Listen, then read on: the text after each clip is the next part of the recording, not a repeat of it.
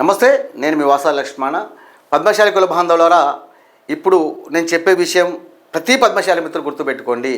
ఈ మున్సిపల్ ఎన్నికలలో ఒక పద్మశాలి బిడ్డగా ఆలోచించండి.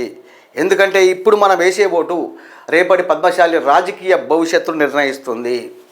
ఈ మున్సిపల్ ఎన్నికలలో మీ ప్రాంతంలో మన పద్మశాలి నాయకులు ఏ పార్టీ నుంచి పోటీ చేసినా సరే, ఏ పార్టీ నుంచి పోటీ చేసినా ఖచ్చితంగా మన పద్మశాలికి ఓటు వేయండి. ఇక్కడ పార్టీల్ని కాదు, పద్మశాలి బిడ్డలు చూసి పద్మశాలి బిడ్డల్ని గెలిపించుకునే బాధ్యత ప్రతి పద్మశాలి మిత్రుడిపై ఉంది.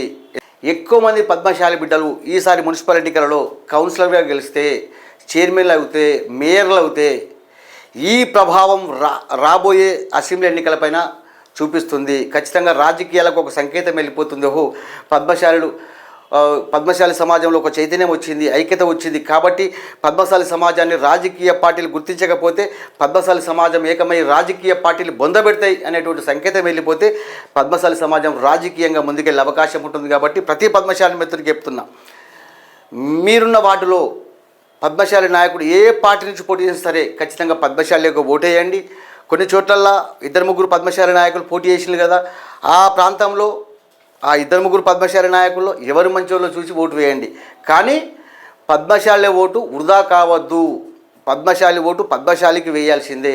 అదేవిధంగా పద్మశాలి నాయకులకు ఒక విజ్ఞప్తి, ఎన్నికల్లో పోటీ చేసినప్పుడే నేను పద్మశాలిని, నాకు ఓటేయడం కాకుండా మీరు కూడా పద్మశాలి సమాజం గురించి ఆలోచిస్తే పద్మశాలి సమాజం కూడా మీ గురించి ఆలోచిస్తుంది.